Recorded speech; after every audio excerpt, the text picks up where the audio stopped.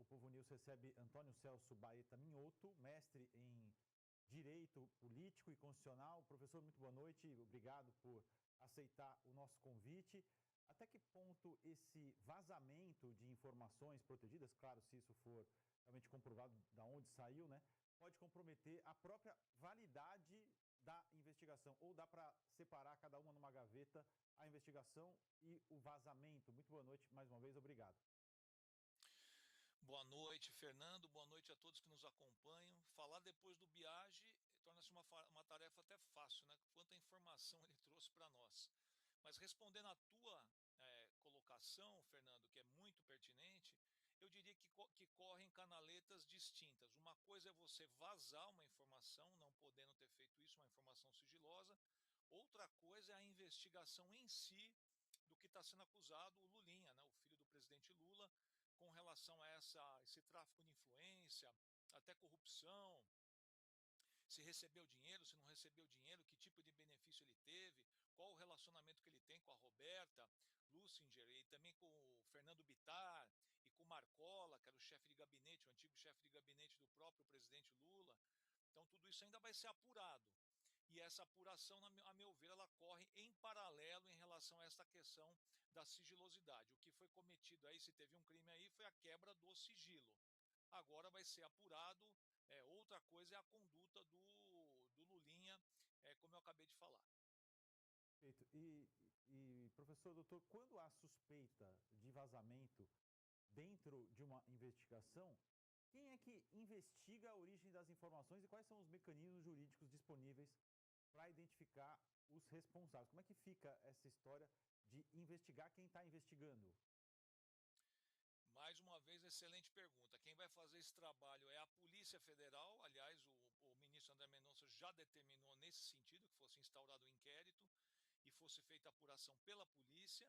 E aí eu te diria que vai entrar toda a parte técnica da polícia. Você vai ter aí o pessoal técnicos em informática, né, em TI, que vão ver como é que isso aí foi vazado, porque tudo isso aí são arquivos eletrônicos, digitais, que estavam arquivados onde? Já começa por aí a origem. Esses arquivos foram recebidos de que maneira? Depois que foram recebidos, onde é que eles foram arquivados? E qual foi a tramitação que isso teve? Então vai ter que fazer uma investigação em cima de computadores. Existe essa suspeita que foi levantada aí pelo Bittar, pelo Biagi, desculpa, da questão do próprio gabinete do André Mendonça, né, que seria algo realmente, eu diria até bombástico, né? Pela questão do time, coisa e tal, mas acho difícil. A prática mostra que é difícil você fazer esse rastreio, mas que é possível. Se por acaso esses arquivos de alguma maneira vieram numa base, num suporte móvel, como um pendrive, por exemplo, um CD ou coisa do tipo, aí é praticamente impossível você rastrear.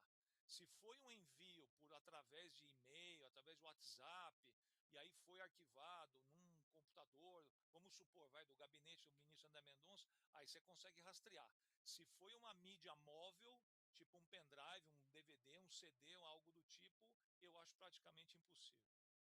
Perfeito. E só para aproveitar ainda a sua sempre rica participação conosco, tem um detalhe importante porque envolve eleição e o fato da investigação também ser do filho de um presidente da República, né? Ou seja, tem que ter ainda mais cuidado com esse tipo de situação de transparência, né?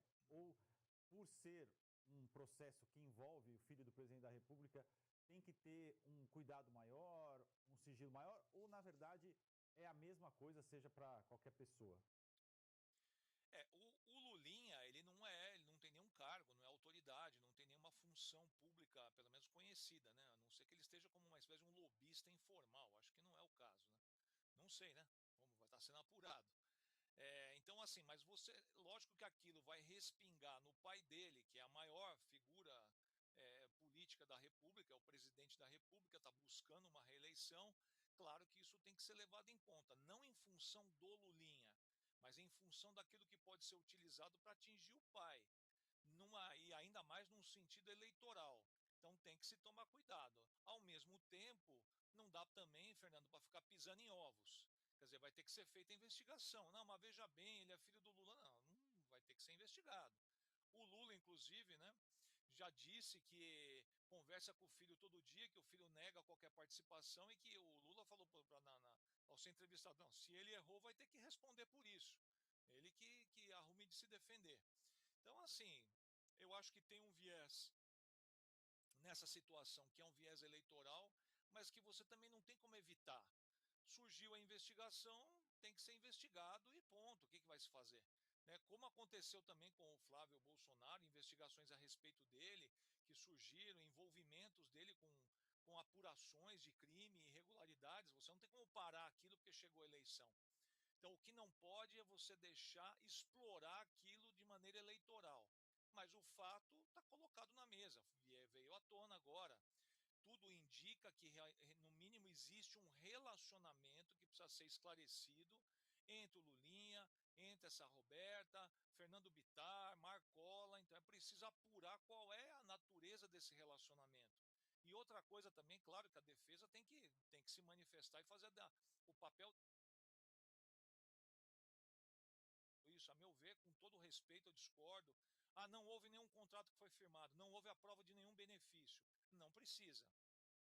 Se for corrupção, é um crime de mera conduta. Se ficar comprovado que houve a tentativa de estabelecer um tipo de relação espúria, um tipo de relação irregular, olha, se eu ganhar alguma coisa, eu posso ajudar vocês, isso já é o suficiente para caracterizar, né, um crime que está acontecendo. Ah, mas não pegamos dinheiro, não tem contrato assinado, não tem necessidade para você apurar, para você caracterizar esse tipo de crime.